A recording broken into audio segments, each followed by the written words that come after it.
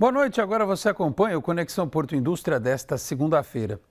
Neste ano de 2025, o canal do Porto de Santos deve passar pelo processo de derrocagem. Este trabalho consiste na retirada de rochas do fundo do canal que podem prejudicar a navegação. O próximo passo será a retomada da dragagem.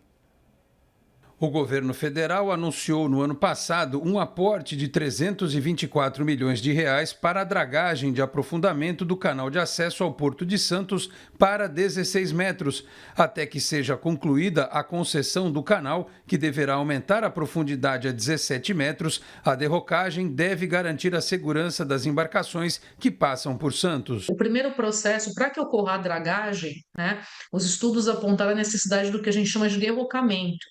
O que é o derrocamento? Então, para aprofundar o canal, então a primeira fase, basicamente, é o derrocamento, ou seja, identificar a APS, ela identificou ali uma série de rochas, que contribuem justamente para que não houvesse, a dragagem. Então seria necessário e é necessário a retirada dessas rochas, né? Então a primeira fase, a primeira e a segunda fase, o próprio porto inicia sua execução na medida em que já tem a licença ambiental para começar a fazer essa derrocagem.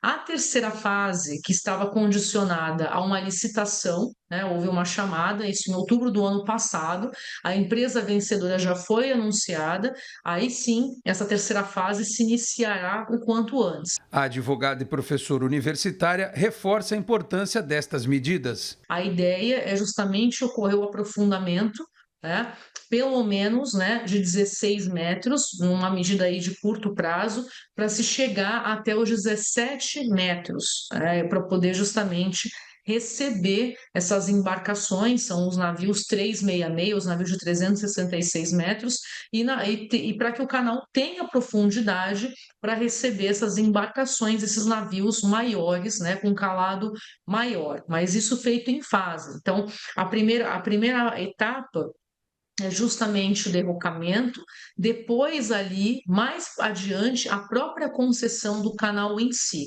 Então, o primeiro é o contrato de manutenção para se realizar a derrocagem, para poder ocorrer a própria dragagem posteriormente, e aí sim a concessão do canal, que veja, o canal, ele, entre aspas, a gente está falando aqui de uma questão abstrata. Juridicamente, o canal ele pertence, ele faz parte do escopo de trabalho da Autoridade Portuária de Santos. A concessão do canal, ela vai tornar, a ideia é tornar a dragagem uma etapa mais tranquila, uma etapa mais eficiente, mais rápida, para que os navios possam entrar no canal do porto.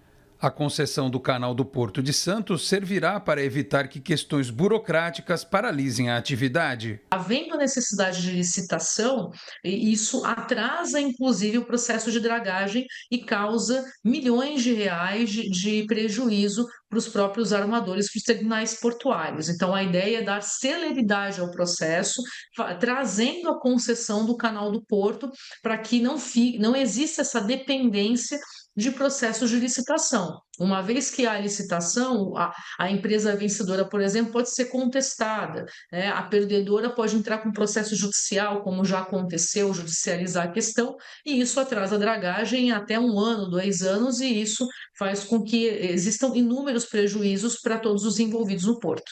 Esses estudos eles já estão sob análise, então o próprio Ministério dos Portos e Aeroportos, o Secretário Nacional de Portos e Transportes Aquaviários, o Alex Ávila, ele já deixou claro que os estudos já estão em andamento, a primeira versão está concluída, e os estudos eles estão sendo feitos pelo BNDES, a ideia da concessão do canal do Porto é que o leilão ocorra no ano de 2026, ou seja, a gente ainda tem aí mais um ano pela frente para que os estudos regulatórios possam ser realizados, para que as estimativas econômicas e financeiras sejam realizadas até efetivamente o leilão, porque não é só o leilão. O leilão ele precisa ter uma previsão de contrapartidas e de gastos que serão feitos pelas empresas vencedoras.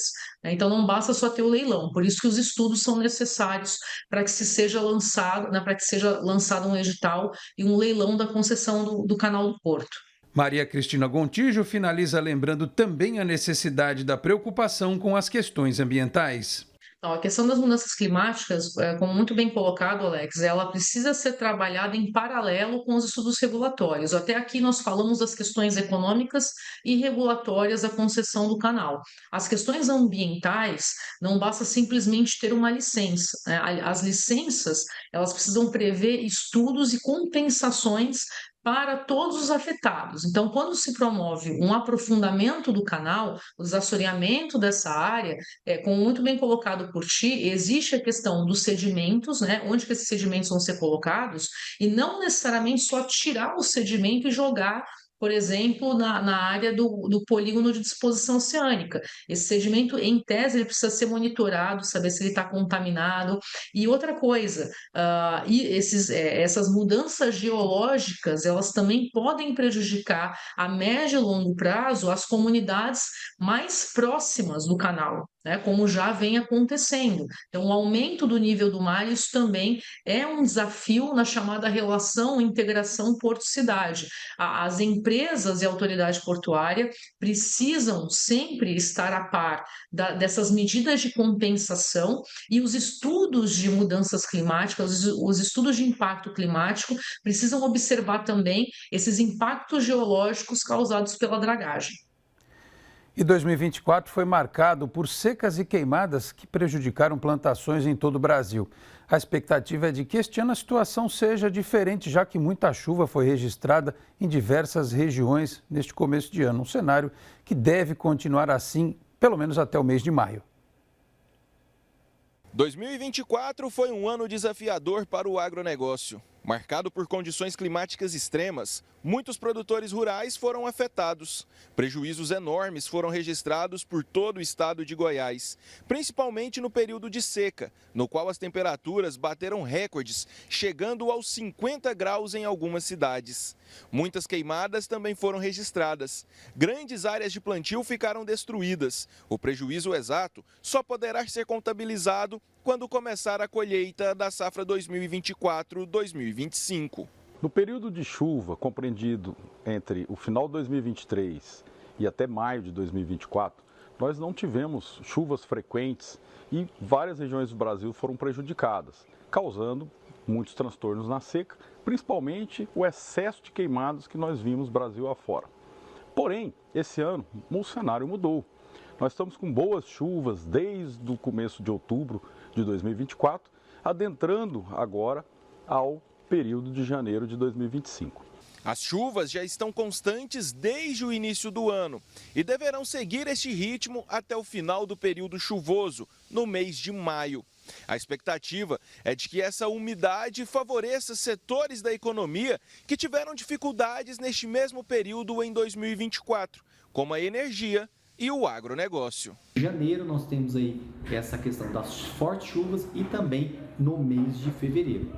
As chuvas, por enquanto, os prognósticos demonstram que essas chuvas vão findar ali pela segunda quinzena de abril. Podemos ainda ter na primeira semana de maio ainda alguma chuva bastante já irregular, mas já começa o nosso período de estiagem.